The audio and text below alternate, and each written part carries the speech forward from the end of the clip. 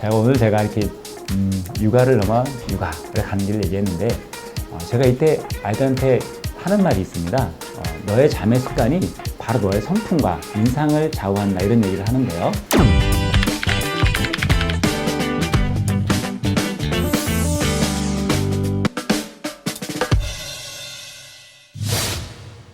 안녕하세요. 네, 반갑습니다. 오늘 어떻게 하루를 시작하셨나요? 네, 저도 어저께 되게 바빴는데 또 하루 푹 자고 나니까 오늘 또 상쾌하게 일어났습니다. 자, 오늘도 잘 재워준 남자, 잘재남 반갑습니다.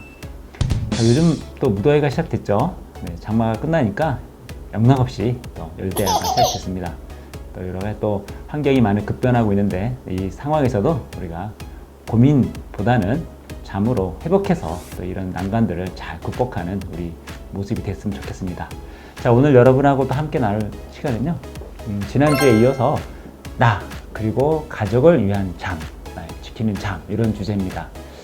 우리가 이제 많은 일들 중에 가족과 함께하는 이 시간이 가장 또 행복하다고 하지 않습니까? 네, 가화 만사성 이런 말이 있듯이 이 가화 만사성이 이제 수면 만사성이란 말로 이렇게 회자되는 때가 오고 있는 것 같습니다.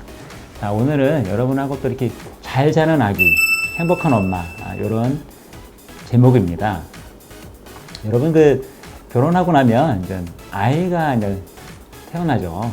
태어나고 나면 처음에 임신했을 때는 너무 기뻐가지고 우리는 이세가 나는구나 이래가지고 되게 기쁘게 이렇게 흥분되기도 하고 또 병원에도 같이 가서 또 이렇게 테스트 하면 또 이렇게 착상된 거 모습 보고 와 그렇구나 이렇게 기뻤던 이렇게 추억이 있습니다. 여러분도 아마 그런 추억이 있을 것 같고 만약에 이제 미혼인 분들은 향후에 또 이렇게 겪게 될 일들인데 오늘 그런 부분에 대해서 잠깐 얘기를 나누도록 하겠습니다.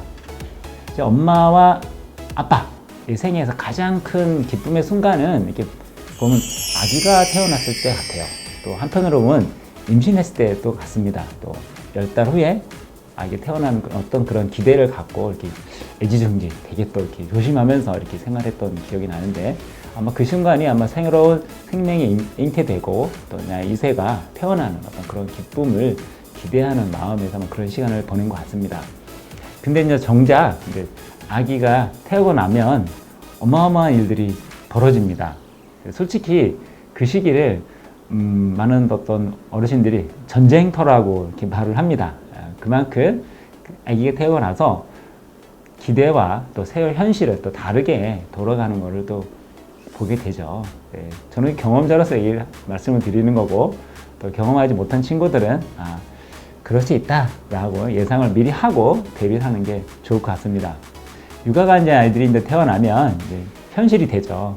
아이들이 시도 때도 없이 이렇게 깨어나거든요. 울고 막 이렇게. 그래서 애가 태어나면 이제 지금은 이제 산후조리원에서 어느 정도 일정 시간을 보내고 이렇게 집에 오게 되죠. 집에 오게 되면 또 맞벌이나 이렇게 하게 되면 또 양가 부모 중에 어느 분이 또 수고를 해주시거나 아니면 또 이렇게 육아 도우미 분들이 오셔서 이렇게 일정 시간을 또 같이 해줍니다. 근데 이때 이제 남편들이 또 외벌이가 인 경우는 남편이 또 열심히 나가서 일을 해야 되는데 아이들이 또 굉장히 또 잠을 계속 깨고 하면서 이제 숙면을 못 취해서 낮에 굉장히 피로한 상태를 보내게 되거든요. 근데 이게 또 현실이에요. 그래서 그때 보니까 이렇게 각방을 쓰게 되는 경우가 많이 생기게 되고 또 하나는 또 맞벌이를 한다고 생각하면 또 그 시간을 어떤 3개월이든 몇 시간을 이렇게 지내고 나면 이제 실제로 또 엄마가 일터로 나가야 되기 때문에 또 자는 동안에 또 아이를 또 돌보고 또 여러 가지 아이들 깨기도 하고 또 젖먹기도 하고 또 분유먹이도 이렇게 돼가지고 상당한 그 리듬이 깨집니다. 그래서 상당히 엄마들이 훨씬 고생이 더 크죠. 남자분에 비하면 아내분이 훨씬 더 고생이 큰 건 사실이죠. 자, 근데 이런 과정에서 왜 이런 일이 생기는지 저희가 저도 수면 사업을 하면서 아이들이 이렇게 왜 수시때때로 이렇게 일어나고 이게 푹 자지 않을까 이런 생각을 많이 하게 되는데 그게 바로 이제 사이클이 다릅니다. 그래서 이 아기의 수면 패턴을 좀 알면 아이가 이래서 이렇게 자주 깨고 또 깊은 잠을 또 깊게 오래 자질 않는구나 라는 거를 알게 됩니다. 그래서 아이들이 보통 하루에 자는 시간은 14시간에서 17시간 상당히 길게 자죠. 어른들은 뭐 7, 8시간 잔다 하면 거의 뭐 배 이상을 잡니다. 그래서 애들이 먹고 자고 하는 거죠. 근데 아이들이 얕은 잠이 많아요. 한 60에서 70% 이상이 얕은 잠의 단계입니다. 그래서 수시로 깼다 잤다를 하죠. 어른들은 보통 얕은 잠이 한 30% 정도 합니다.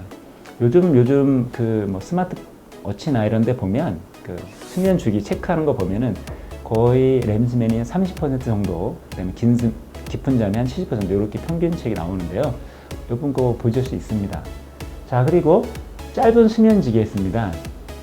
어른들은 90분 아니 120분 간격으로 이렇게 렘수면, 깊은 잠 이렇게 움직이는데 아이들은 45분, 짧죠. 1시간 내로 해서 깨기 때문에 수시로 아이들이 깹니다. 이런 패턴을 알면 아이들이 어른들과 다른 수면 패턴을 위해서 밤새 자다 깼다를 하는 거죠. 어른들은 쭉 자는데 자다 깼다 하니 얼마나 피곤하겠어요. 그리고 또 아이들이 우는 여러 종류가 있죠. 배고파서 울기도 하지만 뭔가 욕구불만도 있기도 하고 또 뭔가 덥기도 하고 뭔가 이제 자기들이 이제 그 과정을 통해서 인지행동 능력, 어떤 성격도 거기서 이렇게 애들이 이렇게 키워진다고 합니다. 그런 과정을 쭉 거치면서 이제 아이들이 크는데 여기 있는 부모들이 좀 많이 잘 모르는 경우는 아이들을 너무 다룰 때 너무 이렇게 울기만 하면 바로 이렇게 아이들을 이렇게 안 울게 하려고 안절부절 못하는 것들을 보게 됩니다.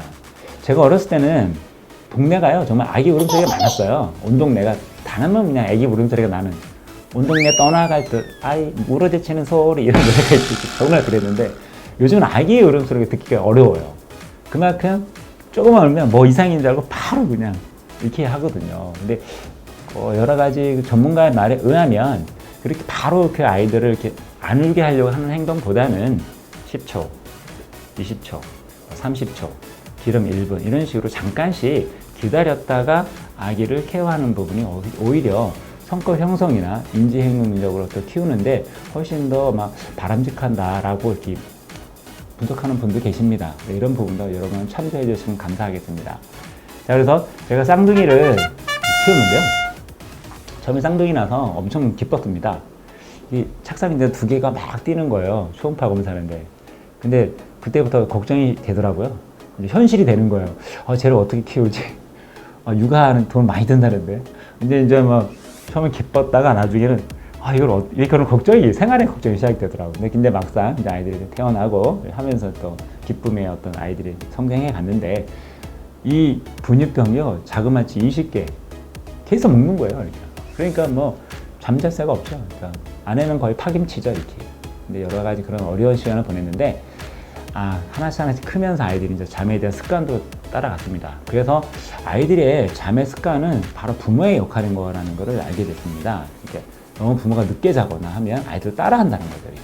그래서 저도 셋째 아이를 낳았을 때는 제가 지금 맨날 늦게 들어갔어요. 일도 많고 하다 보니까 아내가 늦게까지 기다리고 그러다 보니까 아이가요 늦게 자요.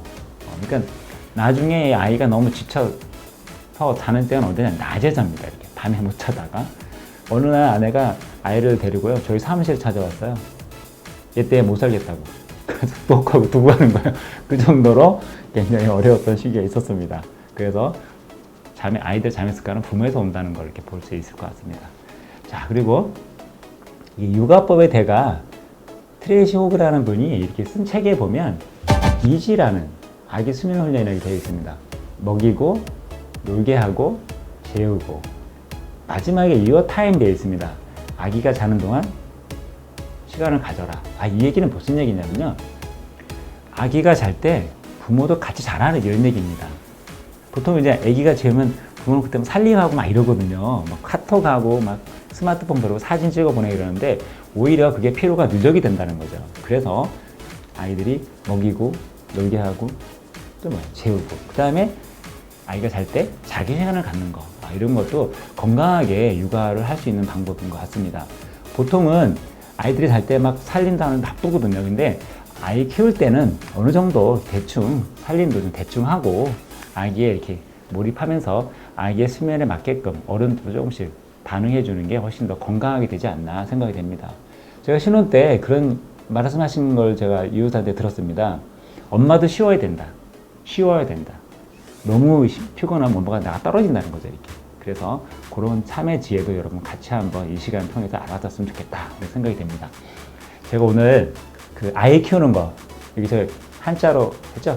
육아, 아이를 키를 넘어 육아, 자신을 키우는 길, 육아를 넘어 육아로 가는 길, 이런 제목으로 이렇게 비슷한 얘기를 하게 되었습니다. 바로 이제 이 시간이 어떻게 보면 내가 아이를 키우지만 나를 키우는 시간이라고 하고서 하나씩 여러분하고 같이 이렇게 아이와 소통하면서 또 그런 아이 수면 패턴 이런 걸 같이 알아서 엄마도 더 건강하고 아기도 건강해져, 이런 어떤 육아 이렇게 됐으면 좋겠습니다.